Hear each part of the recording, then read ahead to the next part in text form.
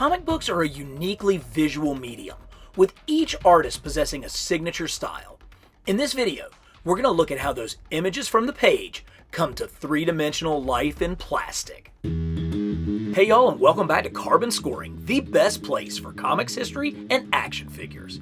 Spider-Man has been interpreted by numerous artists over the years, but only a select few have had their vision of the wall crawler captured in action figure form. Unlike some of the artists on this list, Alex Ross has never been a regular artist on a Spider-Man title, but his hyper-realistic painting style has left an indelible mark on the Marvel Universe.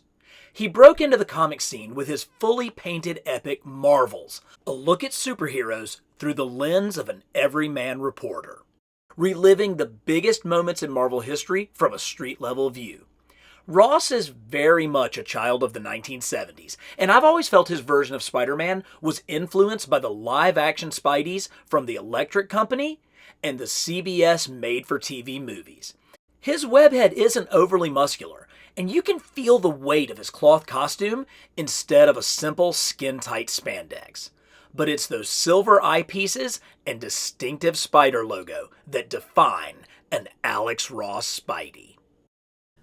The Alex Ross Spidey came in the Spider-Man Classics subset line of 6-inch figures that were released parallel to the Marvel Legends line. So it wasn't an official Marvel Legends, but Toy Biz did a great job of getting us more 6-inch Spidey figures outside of Marvel Legends. As a matter of fact, each of the figures that we're going to be looking at in this series come from that Spider-Man Classics line. This one was released in 2004 and was called Dual Web Swinging Spidey. His arms came up and he had some kind of contraption that would allow for him to swing on webs. And that was the beauty of this. Toy Biz was able to create toys that appealed to kids while also catering to the collector market with things like this. And you can see there is that Alex Ross spider emblem on the chest. There is that Alex Ross spider emblem on the back, the only guy who draws the spider emblem like that. And even the coloring, it's a little bit darker. The blue is darker. And when you look up close on the sculpting of this, you've got like the texture of the cloth costume. So this doesn't look like simple spandex. But where you know it's an Alex Ross is this head sculpt. Alex Ross obviously loved John Romita Sr., and this is very much a John Romita Sr. head, but he has those silver eyelet pieces, which I think call back to the CBS TV show, which clearly was a big influence on Ross. So pretty amazing that we were able to get an Alex Ross Spider-Man figure.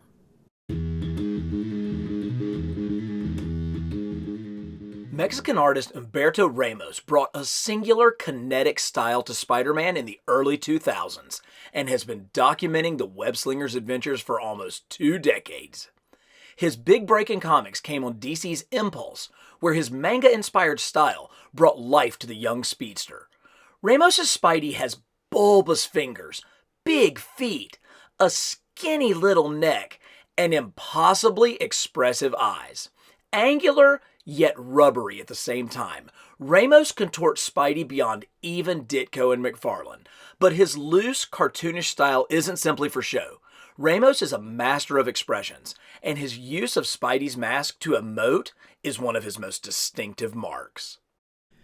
Toy Biz took a couple of shots at giving us Humberto Ramos figures prior to the one that we're going to talk about. Both of these figures were on the Spider-Man Classics body. You can see it's that same sculpt from the original Spider-Man Classics, but this one has those Humberto Ramos 2 small eyes with the big black, and this one actually has the asymmetrical eyes. So pretty cool, definitely influenced by Ramos, but then they took it all the way with the 2003 flip and zip Spidey figure.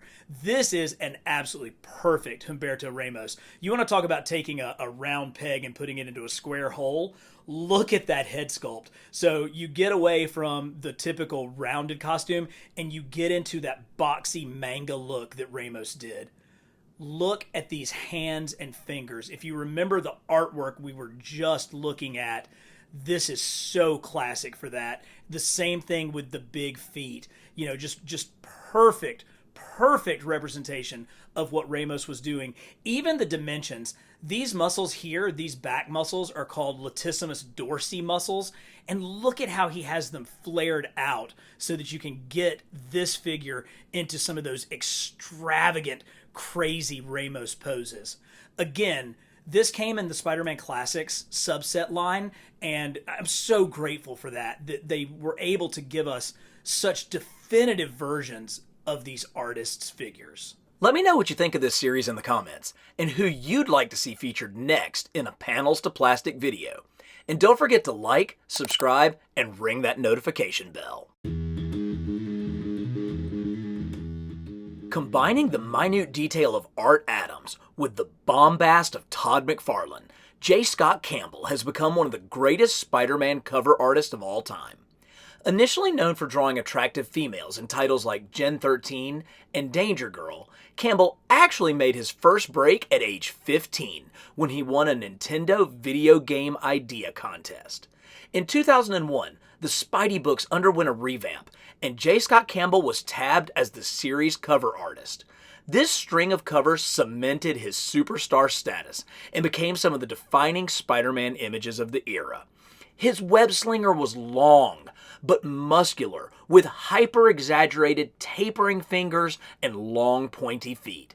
And while his style has changed over the years, during that initial run of covers, he had a singular design element all his own. Can you see it? Let's look a little closer and focus on that spider emblem. Perhaps this cover to PlayStation Magazine shows it best. Campbell drew the spider on the chest facing down, as if it were crawling down his chest, not up. To my knowledge, he's the only artist to draw the spider that way. We are going to settle some long-standing controversy today on just what is a J. Scott Campbell and what is a Todd McFarlane figure. And I think when you're done watching this, you will agree with me. This is a definitive J. Scott Campbell Spider-Man. So first of all, it's really meant to be posed in a crouching position, but when you stretch this thing out, look at how long those limbs are, the legs, the arms. They're super long the way that Campbell drew them. Plus, thinking back to the art that we just saw, do you remember how overblown his tricep muscles were? How detailed his deltoid shoulder muscles were? That falls right in line. And then look at the length of these fingers. I mean, they're clearly out of proportion with the rest of the body. Same thing with the feet. These long, narrow, pointy feet, they're huge. I mean, look, his foot is basically the same size as his calf. None of this is unintentional. This is all trying to give us those dynamic proportions that J. Scott Campbell did. Now, this figure has an action feature. It's kind of cool. I don't hate it. He's got the web line that zips back into his wrist. It limits the articulation at this joint. We do have a ball joint at this shoulder, but it limits it here. But it still allows for that great sculpting. Plus, these eyes, they're big, like McFarlane eyes, but those are J. Scott Campbell eyes. He drew them a little bit more narrowly tapered here at the beginning, and he didn't have quite as much black around the backside. But just like we showed you with the art, the defining feature of a J. Scott Campbell Spider-Man is that spider on the chest. And there it is, facing downward. The head is here, the body is up top. Only J. Scott Campbell drew Spider-Man like that, and he only did it during this era. This figure came out in 2002 and was branded as the web climbing Spider-Man. So this was exactly during the time when he was drawing those covers. And this is, period, end of sentence, no debate, the definitive J. Scott Campbell Spider-Man figure.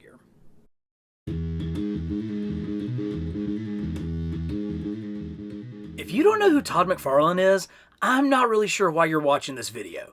But here's Todd's biography in 10 seconds or less.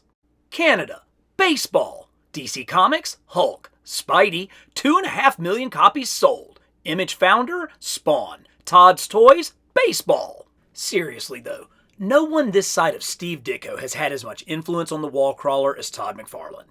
And the same can be said for the toy aisles. I mean, how bad did it suck to be a kid in the early 90s and see this dynamic card art packaged with these crappy 5 POA figures?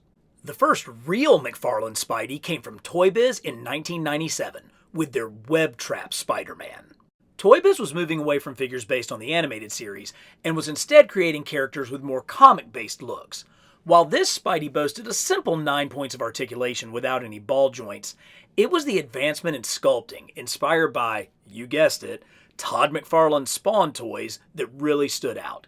The dimensions were more dynamic, broad shoulders down to a thin tapering waist, more detail in the sinewy muscles of the arms, and of course, those huge McFarlane eyes carved in plastic for the first time.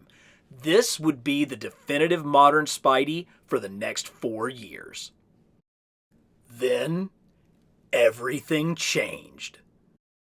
Where to even begin talking about one of my all-time favorite action figures? If there was a Mount Rushmore of action figures, you better believe that this very first Spider-Man Classic Spidey should be on it. This opened the door for everything. This is pre-Marvel Legends. There would not be a Marvel Legends line if it wasn't for the success of this figure. I love it. I mean, I love it. I was so excited when I would read about it and I saw the promo pictures in Toy Fair magazine when it came out. I mean, I bought like multiple copies of this because I just wanted to play with it and have it. And yes, we have gotten better figures. The technology has improved. The articulation has gotten smarter. You know, this first one didn't really have a bicep swivel, but he did have little paint there at the web shooters. But where I loved this, again, that Todd McFarlane head sculpt. And not just any Todd McFarlane head sculpt. This was the head sculpt that really best represents that era from issue 298 to the early 300s. It was before Todd was inking the book, and he was being inked by some really great artists like Joseph Rubenstein and Bob McLeod. And they kind of, toned down a little bit of the Toddness of it. We're going to see with the next figure when Todd goes full Todd. But I love this because it still kind of calls back to 80s Marvel and classic Spider-Man, but with that Todd McFarlane flair, with that unbelievable head sculpt. This is it, man. This is the pinnacle of action figures. Yes, there are better ones, but I'm not sure that I've ever had a more important figure than this very first Spidey Classics. But as we've said, artists' styles change, and by the time Todd embarked on the adjectiveless Spidey title, his style had reached its peak. He had defined a specific look for the eyepieces, and his Spidey had become leaner and even more muscular, leading to the definitive McFarlane Spidey figure.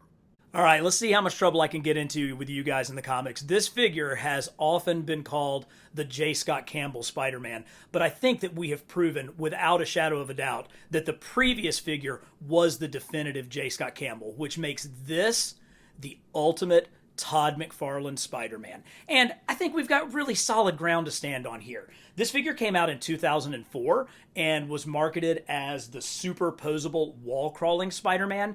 It has all of the typical articulation that you expect from the time, but then it goes even beyond. Toy Biz was experimenting with some of these butterfly joints, a little bit of a different butterfly joint up here at the shoulder, and it's awesome because you can really get his arms crouched in front of him. He's got articulated fingers. Can you imagine if they gave us individually articulated fingers these days? I mean, figures already cost like $25. I mean, would they automatically go up into like the $50 range?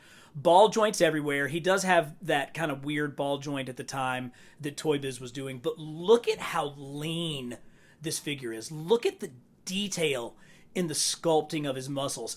This thing is ripped straight from a page of Todd McFarlane's adjectiveless Spider-Man title. And, I love that you can crunch him into all these Spidey poses. He's even got the beloved toe joint down here so you can get him up on it. But what really makes the difference are those eyelets. Those are not Mark Bagley eyelets. Those are not Eric Larson eyelets, and they're not J. Scott Campbell eyelets. Those are the eyelets from when Todd McFarlane was drawing the Spider-Man title, at his last kind of period on that. And we've seen the art from that. We just were looking at it, and you can tell because it's a little bit broader down at the bottom, the way that he draws that, and then there's a little bit of extra black around the back edge. So this was clearly meant to be the #1 all-time greatest Todd McFarlane Spider-Man. So this figure, like I said, it came out in 2004, and I have to admit, when I went and got it, when I found one at Walmart, we had dinner at my aunt and uncle's house that night. I actually took it and put it in my pocket to play with at my aunt and uncle's house, which is notable because I was 31 years old at the time. That's how much I love this figure, is I put it in my pocket to play with at family dinner as a grown man. So here's to you, McFarlane Spidey. You are truly one of the best. But what about the man who started it all? Spidey's co-creator, Steve Ditko. Don't worry, I've got an entire video dedicated to Ditko-inspired Spidey figures that you can check out right here.